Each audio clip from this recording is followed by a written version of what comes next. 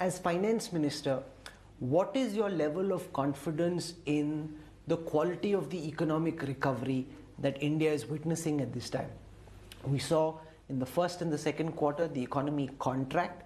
Are you now confident that we are out of negative territory, in positive territory? When the next set of quarterly numbers come, would we have slipped out from the negative back to the positive again? Well, you have so many different re-looks happening. Those who looked at the Indian economy for the drop that it had in the quarter one, and then some recovery since August, who gave us a number earlier, are going back to the drawing board and saying, no, the fall is not as much as we thought. Recovery is actually better than we thought. And as a result, many of them are coming up with changed numbers. Reserve Bank also came up with a changed number. Even today, you've had rating agencies give a different number. So the numbers, all of them which they give, IMF, World Bank, ADB, and so on, are clearly indicating that the quarter 3 and quarter 4 revival will be sufficient to make probably India's growth enter the positive territory.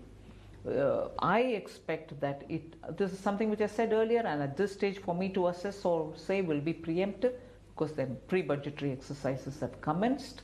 We'll have to wait to get a picture, but I hope, yes, the revival will be sustained, and into the next year it is going to be even more faster.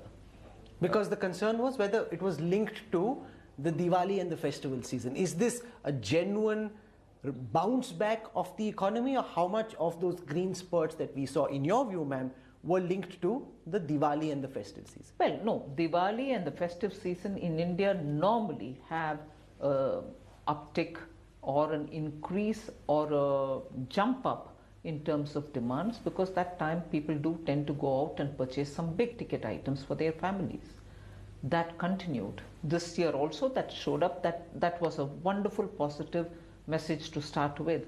But now I can tell you, industries are also, particularly the core sector industries, are also looking at expanding their business by investing more in their capacities, and that cannot be without a sustained demand, not just a festival uptick. And that seems to have encouraged a lot of industries to go for expansion and capacity. Your government is pushing the Atmanirbhar Bharat package. What are the tangible takeaways at this moment of all the announcements that you've done, the economic stimulus, especially with a focus on making India Atmanirbhar? Are there any tangible takeaways, and what are they? And is this at some level impacting what could have been India's export thrust? Earlier, there's a lot of focus on trying to increase exports. Now, because of tariffs being increased to make companies come to India and invest over here and sell in the domestic market, does it then take away, to some extent at least, from our export thrust? No. For companies to come into India, invest and start their production here, tariffs are not being increased.